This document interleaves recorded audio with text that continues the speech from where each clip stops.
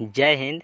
तो आज हम लेकर आए हैं क्लास 11 हिंदी चैप्टर 1, जिसका नाम है नमक का दरोगा।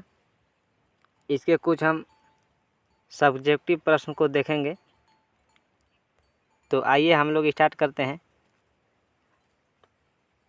पहला क्वेश्चन देखिए, कह रहा है कहानी का कौन सा पात्र आपको सर्वाधिक प्रभावित करता है और क्यों। जो नमक का दरोगा जो पाठ है, वो कहानी का कौन सा पात्र आपको सर्वाधिक प्रभावित करता है और क्यों करता है। तो इसका उत्तर देखिए है, मुंशी बंशीधर बहुत ही ईमानदार और अपने कर्तव्य का पालन करने वाला व्यक्ति है, जो सबसे अमीर और प्रसिद्ध व्यक्ति अलाउद्दीन दातागंज को जेल में भिजवाकर अपने कर्तव्य का पालन करता है और अंत में अलाउद्दीन दातागंज भी मुंशी बंशीधर के ईमानदारी और कर्तव्यनिष्ठ को देखकर प्रभावित होते हैं। इस कारण मुंशी बंशीधर हमें सबसे ज़्यादा सर्वाधिक प्रभावित करते हैं। तो आई होप कि आप लोग समझ गए होंगे। तो चलिए देखते हैं अगला क्वेश्चन। दूसरा नंबर क्वेश्चन ये कह रहा है, नमक का दरोगा कहानी में पंडित अलाउद्दीन के व्यक्तित्व के कौन से दो पहलू पक्ष उभर कर आते हैं। तो इसका राइट आंसर क्या आ जाएगा। अलाउद्दीन एक भ्रष्ट और लोगों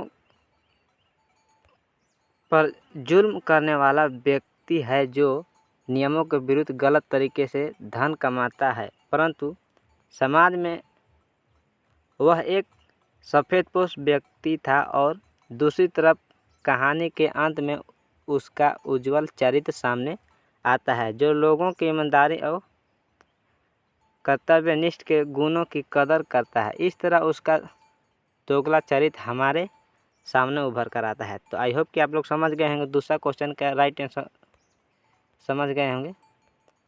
चलिए देखते हैं तीसरा नंबर का क्वेश्चन।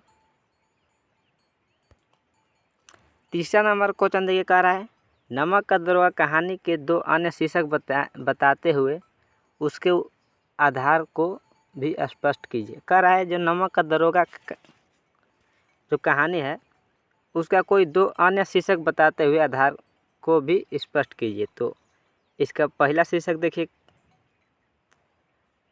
कह रहा है धन का लोभी पंडित अलाउद्दीन लक्ष्मी का उपासक था। वह सही और गलत कार्य से धन कमाने में विश्वास करता था और वह मानता था कि हर कार्य धन से किया जा सकता है और कठिन घड़ी में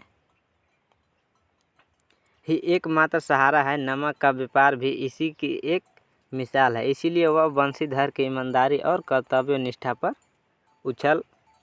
उछलकर वार करता था। ठीक है, तो चलिए देखते हैं अब दूसरा का शीर्षक। दूसरा शीर्षक देखिए, कह रहा है ईमानदार और कर्तव्यनिष्ठ दरोगा। यह कहानी दरोगा बंशीधर के इर्द गिर्द घूमती है, जो अपने कार्य के प्रति ईमानदार और कर्तव्यनिष्ठ है और अपना कार्य ईमानदारी से करता है और अंत में उसकी ही जीत होती है। तो आई होप कि आप लोग समझ गए होंगे। तो चलिए देखते हैं 4 नंबर क्वेश्चन। चौथा क्वेश्चन देखिए, कह रहा है कहानी के अंत में अलाउद्दीन के वंशीधर को नियुक्त करने के पीछे क्या कारण हो सकता है। तर्क सहित उत्तर दीजिए। आप इस कहानी का अंत किस प्रकार करते हैं। तो इसका राइट उत्तर हो जाएगा, देखिए अलाउद्दीन एक लालची और भ्रष्ट व्यक्ति था, पर अंत में वह बंशीधर की ईमानदारी और कर्तव्यनिष्ठ से प्रभावित हुआ। अलाउद्दीन की वजह से ही बंशीधर की नौकरी चली गई थी। इस कारण वह आत्मग्लानि में था। इसी कारण उसने उसे अपना मैनेजर नियुक्त किया। मैं भी इस कहानी का अंत ऐसे ही करता। ईमानदार को हमेशा ही अपमान मिलता है। शायद ही समाज में ऐसा सुखद अंत किसी ईमानदार को देखने को मिले। तो आई होप कि आप लोग समझ गए होंगे। तो देखते हैं 4 नंबर क्वेश्चन। कह रहा है दरोगा बंशीधर गैर कानूनी कार्यों की वजह से पीड़ित अलाउद्दीन को गिरफ्तार करता है, लेकिन कहानी के अंत में इसी पंडित अलाउद्दीन की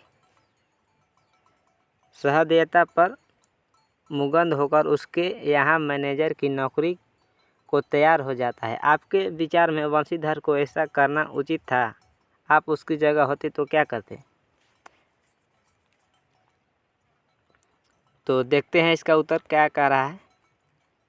इसका उत्तर देखिए, कह रहा है कि बंशीधर ईमानदार और धर्मनिष्ठ व्यक्ति था।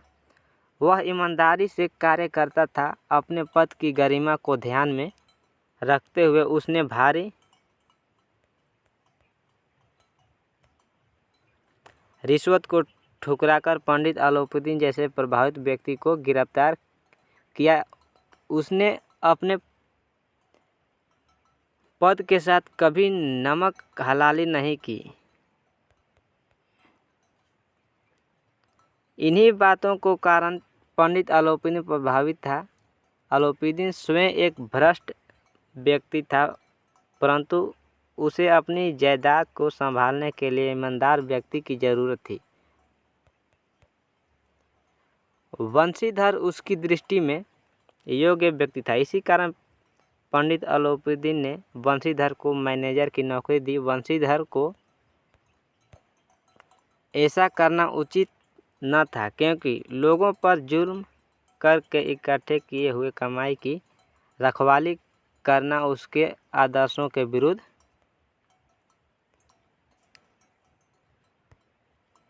था। उसकी जगह हम होते तो यह हम कभी न करते, क्योंकि हमें भी यह करना हमारे आदर्शों के विरुद्ध होता। ठीक है,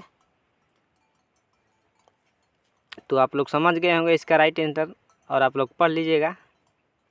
तो देखते हैं 6 नंबर का क्वेश्चन। ये हमारा लास्ट क्वेश्चन है। अपने अनुभवों के आधार पर बताइए कि जब आपके तर्कों ने आपके भ्रम को पुष्ट किया हो। इसका राइट आंसर देखिए क्या हो जाएगा। मेरा एक मित्र था जो कि समाज सेवा के नाम पर गरीब बच्चों को मुफ्त में पढ़ाता था और उनके स्कूल की फीस भी भरता था। मेरे मन में उसके प्रति बहुत मान इज्जत थी। उसको देखकर मेरा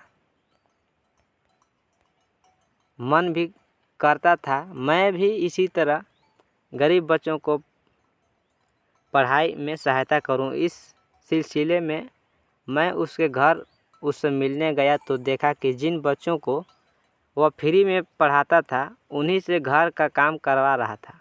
किसी बच्चे से घर की सफाई करवा रहा है, किसी से अपने गार्डन का काम करवा रहा है, कोई पानी भर रहा था। इस तरह हर बच्चा कोई न कोई काम कर रहा था। यह देखकर मेरा भ्रम टूट गया। मैं उसके बारे में जो सोचता था वह बिल्कुल उसके विपरीत निकला। तो आई होप कि आप लोग समझ गए होंगे। तो ये था हमारा आज का हिंदी चैप्टर 1 का 6 सब्जेक्टिव क्वेश्चन। तब आप लोग देखिए और पढ़िए और परीक्षा की तैयारी कीजिए। तो मिलते हैं अगले वीडियो में, तब तक के लिए जय हिंद।